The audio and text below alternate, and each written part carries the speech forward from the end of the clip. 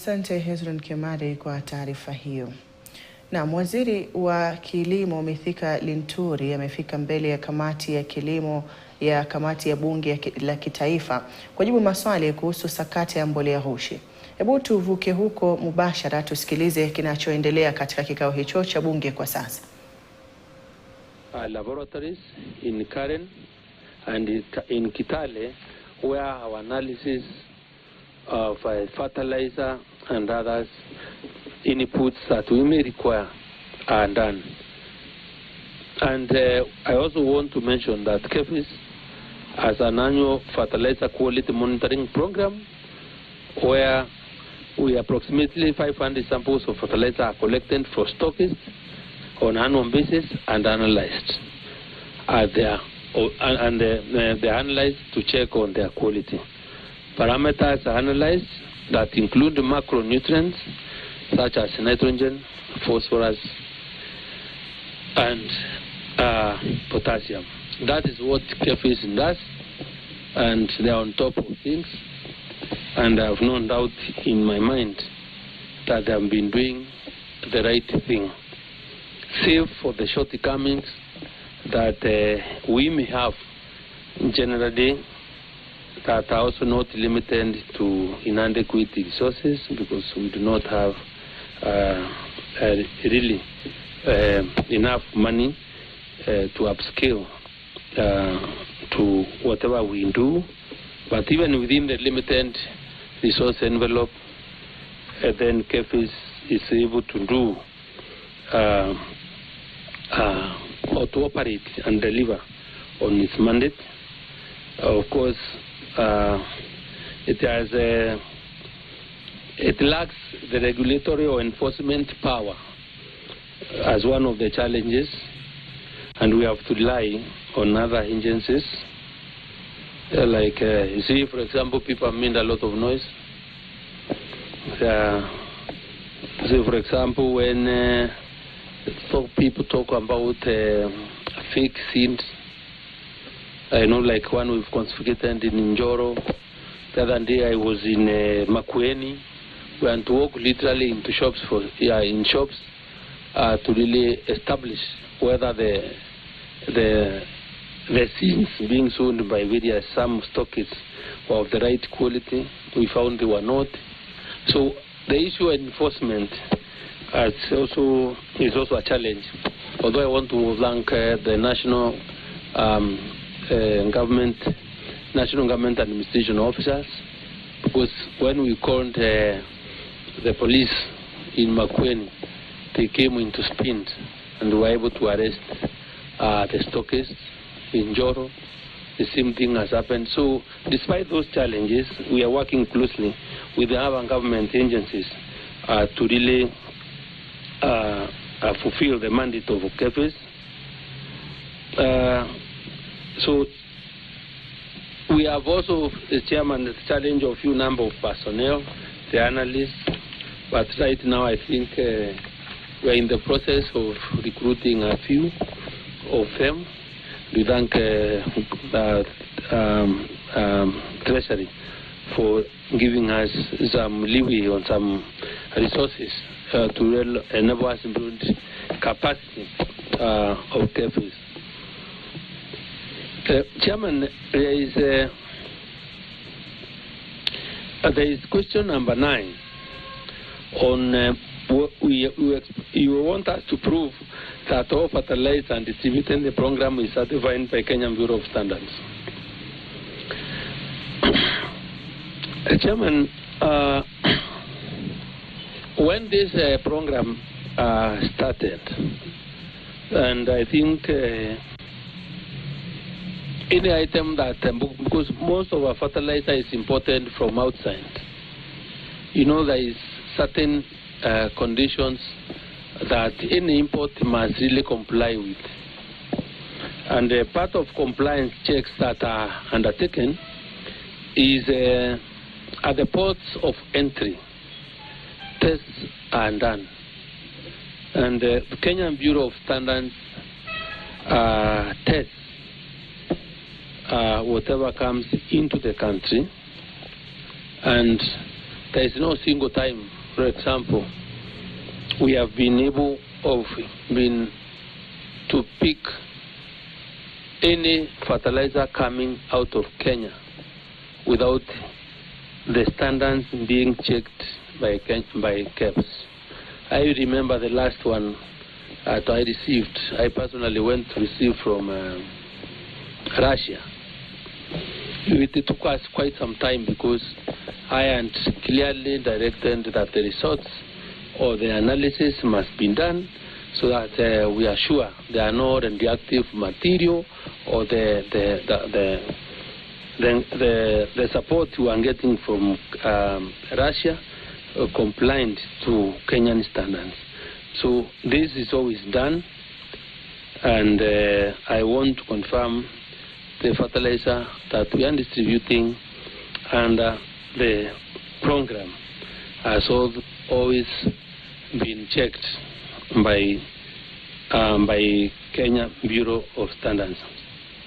And then you also had me mention that with everyone particular here, because we have our own independent labs run by KEBS at least takes around 500 samples every year to check whether whatever is being sold out there really conform or may not be harmful to our plants.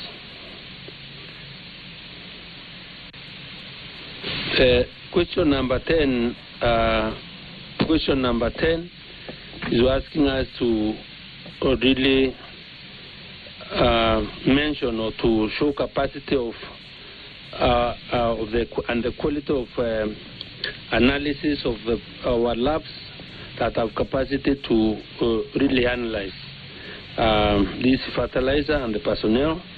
And the response here is that, just like I mentioned, those assurance analysis are always done by KEBS, and we're in the process also of trying to build the capacity of KEBS by recruiting officers that will be able to assist them.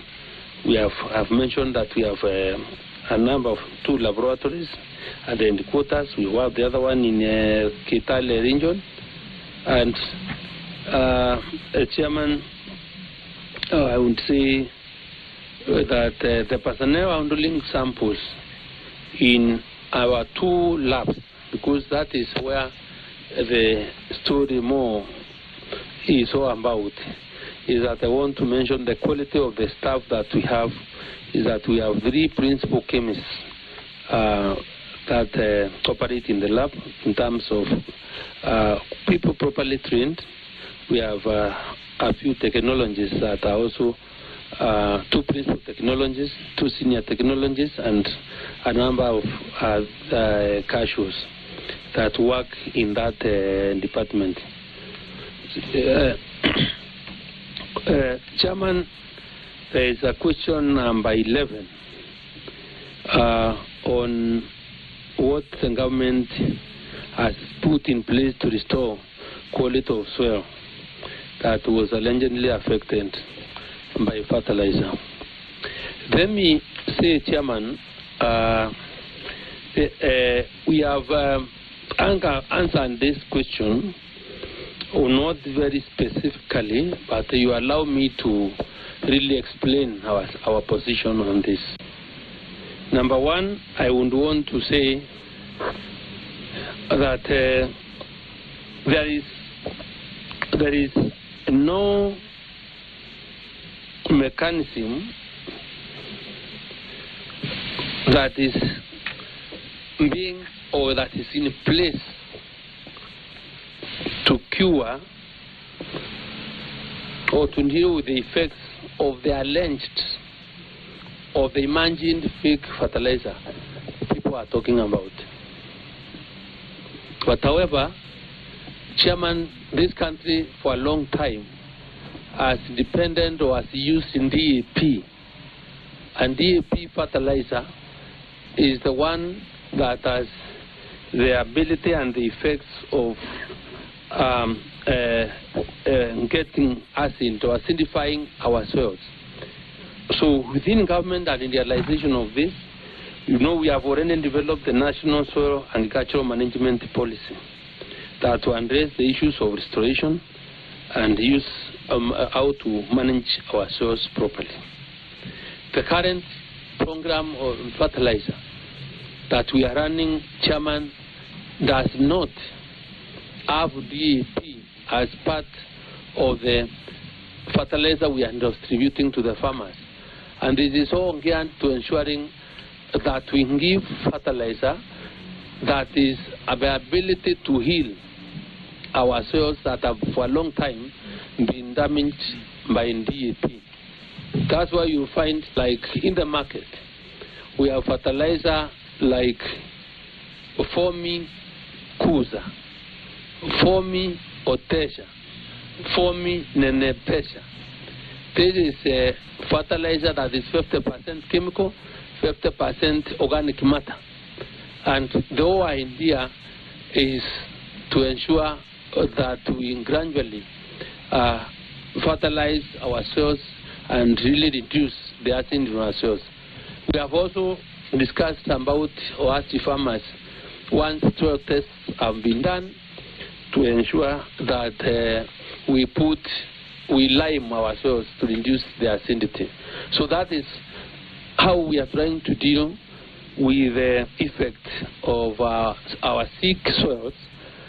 But this problem has not arisen because of what the stories are about fake fertilizer for now, because it has, whatever people imagine is something that has not been used. This is the time people are talking about a fertilizer that they are not comfortable with. We may be probably, it's not part of the question that we will be answering, and if it is, we will be able to shed light. We do not have a problem. So there is no reason to why we would have any immediate problem to address the effect of any fertilizer problem for the current season, because this is when the season has started. Jam, you have asked us on question number 12 to compare our maize harvest in the country before and after the fertilizer subsidy program. Chairman, in 2023, you know, Ngondo with us, we are in a very good range. And when immediately we started this program in the 2022, immediately this administration came into office, the total number, we were able to increase the total area and our maize to 2.88 million hectares. And we were able to push within that first year production of maize from an average of 34 million for below 2022 to the current production of above 60 million bags. So when you look, Chairman, in terms of increase, you realize that we have increased the production by over 70%, because the numbers have moved from 30 million, 34 to 60 million. We have increased our acreage to 2.8 million hectares. The experiences, the problems we have encountered in this subsidy program, Chairman, of course, Chairman, you know, there are certain, the supply chains have been disrupted because of a global crisis, like the Russia-Ukraine war. Ships are now taking longer than before. That year we had serious problems to do with fluctuations of the dollar against Kenya shilling. We also had serious financial constraints because there was also a delay in the release of a subsidy program component, and we take Na mtazamaji, tutaendelea kukifuatilia kikao hicho cha bunge la kitaifa ambapo waziri wa kilimo Mithika Linturi amefika mbele ya kamati ya kilimo ya bunge la kitaifa kujibu maswali kuhusiana na sakata ya mbolea ghushi. Sasa hivi naingia madukani, ila nitakuwa narejea na taarifa nyinginezo vipunde, na kusihi usibanduke ulipo.